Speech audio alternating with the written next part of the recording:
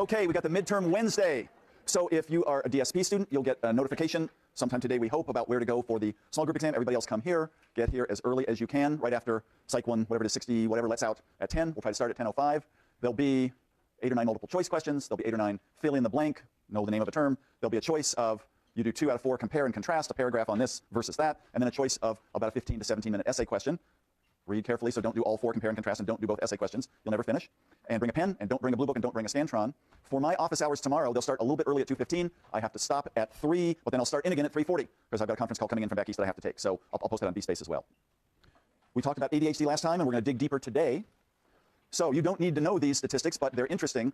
If a kid has ADHD and is carefully diagnosed, not one of those 10-minute office visits, it's pretty likely that that kid will also get diagnosed with one or more of the following conditions. We showed a slide on this way back at the beginning of the course on comorbidity. So remember, what's comorbidity? 2 or more independent disorders in the same person at the same time. Of course, it raises a question, if they're really independent, why is there so much comorbidity? But many kids with ADHD are fairly oppositional and ornery. Some, especially in the teen years, develop what's called conduct disorder that we'll talk about after the midterm, more serious aggression. A third, almost, of kids with ADHD are really anxious and phobic, or even have agoraphobia, or separation anxiety disorder. And you think of ADHD as kids who kind of go for it all the time. Why would they be anxious too? A big question. By the teen years, about 1 out of 5 kids with ADHD is pretty seriously depressed. Did the depression come first? And one of the symptoms of depression is poor concentration. Or did the ADHD come first, and as a result of the academic problems and peer rejection and accidental injuries, get depressed later? Or is it truly a comorbidity where both disorders develop over time at the same rate? We don't know the answer. There's probably different subgroups with different patterns. If you're pretty impulsive, which is one of the symptoms of the combined form of ADHD, maybe you really don't have ADHD, maybe you're manic. Maybe you're impetuous and impulsive and have to have things now. And so the biggest controversy in all of child psychiatry is whether it's really ADHD or it's really an early form of bipolar disorder. This will make more sense in a few weeks when we talk about bipolar disorder. It's very controversial. About 1 kid with ADHD in 5 has what's defined as a reading or math disorder. So it's not just that they're not paying attention, it's maybe they're not understanding the sounds and symbols of language. Or maybe there's a fundamental deficit also in processing numbers. We're not going to talk about Tourette's disorder. It's a movement disorder with chronic tics. Most kids with ADHD don't have Tourette's, but most kids with Tourette's develop ADHD. Tourette's is much more rare. So it gives you an idea here that things are complicated if you work in a community mental health center, or if you're in private practice, or if you're a researcher trying to study developmental psychopathology. Why would so many of these conditions overlap? Maybe we don't really know what ADHD is, or maybe it's confused with these other disorders, or maybe some of the genes or other vulnerabilities that predispose to being inattentive and impulsive also predispose to these conditions, or it's complicated. So what would be going on inside the head, inside the brains of people who develop this thing we call ADHD? Over the years, people have, from very many different theoretical orientations, thought it's about maturation. No, it's really a motivational disorder. It's a form of learning disorder, but it's more social learning or learning to do incidental learning. No, it's really biological, has to do with genes and neurotransmitters. No, it has to do with early relationships and attachment. No, it's really a cultural phenomenon. You can choose your theory, and you'll have a pretty interesting one to explain ADHD. We do know that, remember back to temperament a couple of weeks ago. You think, well, ADHD, those are those kids at 6 months with a really high activity level. Activity level at 6 months to a year predicts later ADHD very slightly. What predicts it more is low effortful control, this more complicated dimension of temperament you can't really even observe until about 12 months, that has to do with the infant becoming a toddler, learning language, and is focusing on one thing the parent says and not another, and seems to be, we're inferring, really devoting attention to what's out there in the environment. Not surprisingly, kids who are very low in that, between 1 and 2 years, end up getting diagnosed with ADHD at 3, 4, 5, and 6 or 7 years, much more than by chance. So, is ADHD really an attention deficit? Well, that's the name. It used to be called hyperactivity, then it was called ADD, remember now it's called ADHD. Well, what is attention? If you take another psych decade course on perceptual or cognitive psych, you learn that attention isn't just one thing. So it's now 10:16 or 17, and most of you by 10:59, unless you're doing some coffee or taking some stimulants, will be drowsier than you are now, despite the scintillating lecture that I'm giving. Why? Because we all, over time, lag in attention. We get tired. It's called sustained attention. I'm getting droopy just thinking about it, right? And so the theory is maybe everybody lags attention over time, but people with ADHD fall off quicker. They have problems staying alert and awake and motivated and attentive over time. Or maybe it's something called selective attention. Should I check my email? I'm really kind of hungry. Those fluorescent lights. No, it's a lecture. I got to focus on the specific thing I'm doing. So maybe it's not a deficit in sustained attention as much as selective attention. There's a lot of things competing for your attention right now. I hope you're listening to me, and I hope I'm focusing on you. But maybe that's the disorder. Or maybe it's what's called attentional capacity or load. 8, 6, 4, 7, 2, 0, 9. So could you say those numbers backwards? The more numbers I give you, the harder it is to do. The more facts you have to cram for this midterm or another, the harder. Maybe people with ADHD can do fine paying attention when there's not that much material, but when there's a big capacity or what's called attentional load, things start to go off the rails. So those are just 3 types of attention, and there's others. We still don't know if people with the diagnosis of ADHD have a primary deficit in sustained or selective or attentional capacity or some other form. There's some interesting research that shows that when you get a very carefully diagnosed group of kids with ADHD, and they're in the laboratory, and you're trying to do a sustained attention test, well, maybe they kind of get drowsy earlier. Many people with ADHD have problems with those tasks the first minute. It isn't just 30 or 60 minutes later, so it's not just a sustained attention deficit. This is very complicated research. We could have a seminar all semester about it. The point is we don't know if ADHD is really an attention deficit disorder. It seems to be, but it depends on what kind of attention you mean. Maybe it's more broad, what we call executive functions. Planning, which you've got to do on the midterm Wednesday. Take a look at it, say I need a few minutes for the multiple choice, I got to save time for the essay. When I look at the essay, I'm going to do A, not B. I'm going to outline it first rather than just rushing into it. Planning.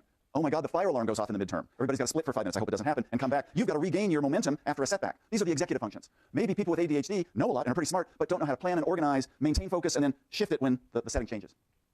Or maybe ADHD should be given a new name. It shouldn't be called attention deficit disorder. It should be called inhibitory deficit disorder. And there are people like Russ Barkley, our colleague, who says this is the wrong name. ADHD is a disorder of blowing out birthday candles when it's not your birthday. That's really what it is. You've got about a half a second. Should I throw that spitwad? God, it would feel good. It'd get the teacher right between the eyes, but there would be consequences, and you've got that half second is about all you've got to decide, is it worth it or not? But if you can't inhibit that, and maybe you've thrown spitwad before, it feels pretty good. It's hard to inhibit that sense it's going to be really cool and think of the longer term consequences.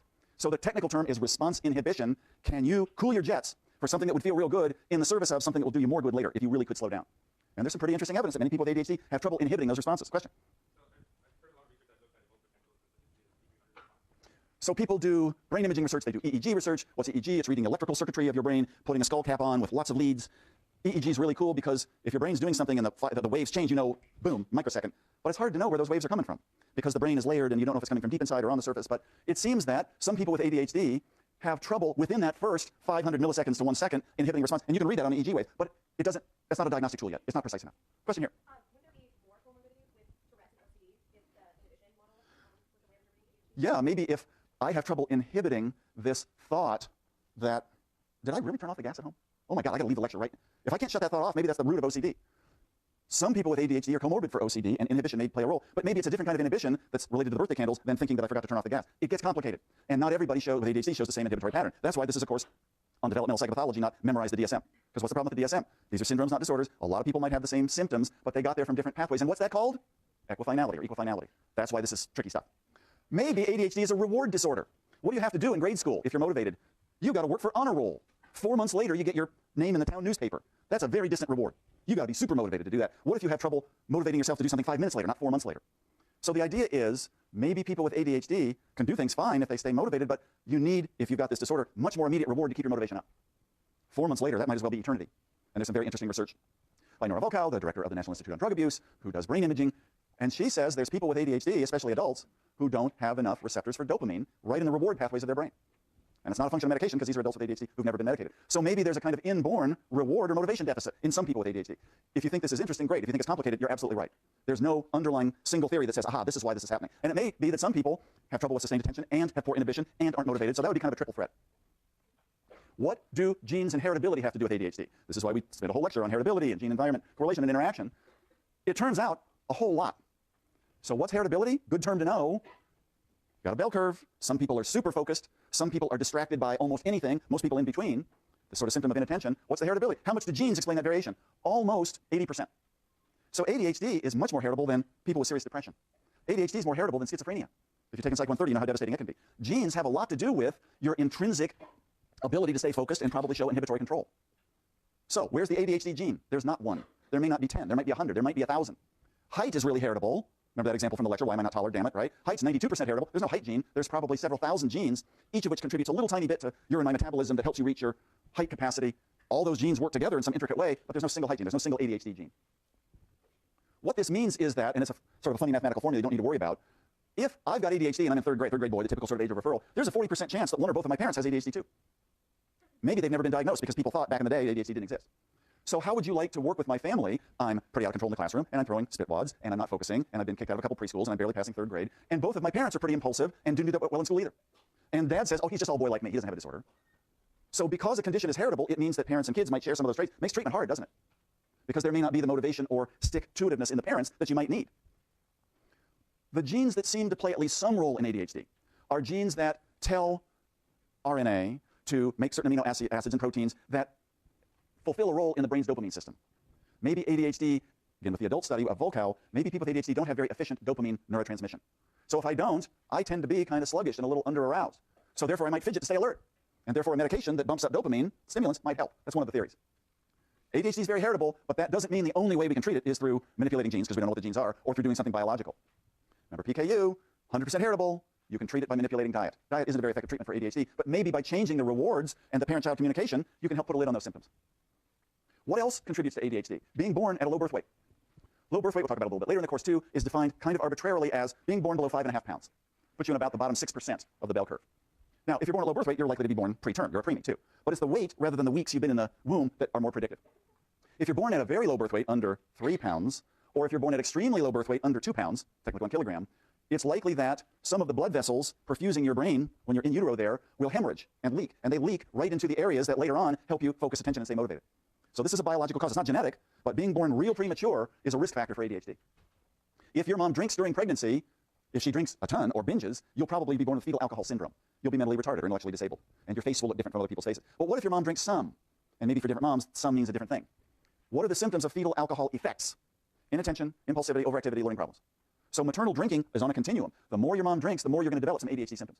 What if your mom smokes during pregnancy? It's bad for you.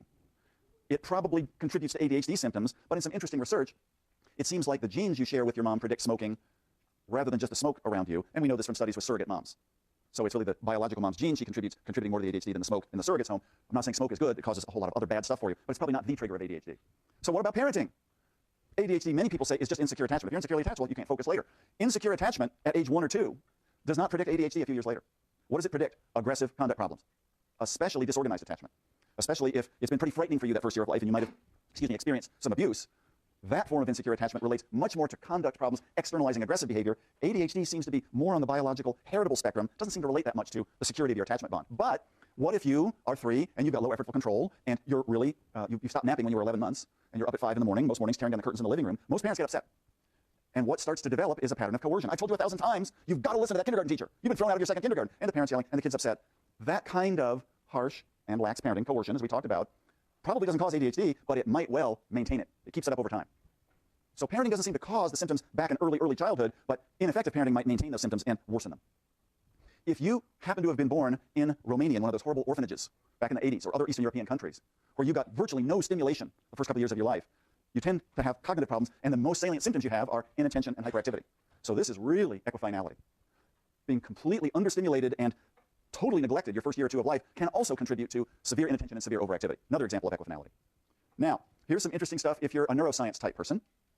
Phil Shaw is a researcher back in the National Institutes of Health in Bethesda, and they've been part of, he and his team, the world's first longitudinal neuroimaging study. They've got over 1,000 kids who come to Bethesda every couple of years and get their brain scanned. Structural MRI, not where the blood's flowing, just a really good picture of the brain. What happens to most kids' brains as they develop? When you're 2 and 3, your brains are kind of big, and they have to shrink. You have to prune if the neurons don't form connections, especially in the cortex. Cortex, the outer layer of the brain, just a few millimeters thick, especially the cortex sort of coating your frontal lobes. It's a good thing for your cortex to get smaller rather than larger during the preschool years. But then your cortex grows again during the elementary school years. That's probably why, way before brain scanning, thousands of years ago, people said, we should probably invent this thing called school because kids seem to be learning a lot at this age.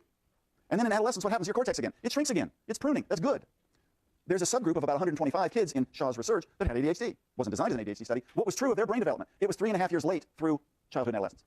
When most kids were thickening their cortex up in the grade school years, the kids with ADHD were 3 to 3.5 years delayed. When the cortex again was pruning and getting smaller during adolescent years, the kids with ADHD a few years later were also 3 years or so delayed. Why? We don't know. Are there certain genes that are not switching on through epigenetics and telling the brain, okay, thicken and thin? Are there environmental influences that's causing this delayed maturation? We don't know, but it's pretty interesting. And it's the first neural evidence that ADHD really might be a kind of, you're acting a little bit younger than your years because your brain is developing slower than other people's or on some delayed course. Okay, we're going to talk about 2 studies that our lab did some years ago. So these are old studies, but I think they're kind of interesting. Drew Earhart is a professor at Pepperdine down in Southern California, was a grad student working with me 20 years ago, and he was really interested in what we talked about, sociometrics. How do kids feel about each other? So we did a summer camp down at UCLA a long time ago, and we brought in some boys with ADHD, and we brought in a control group of boys who didn't have ADHD, and nobody knew who was who in the staff, and the kids met for the first time in the summer camp, and we had observers observe their behavior from the first minute. Kind of a cool study. We're seeing the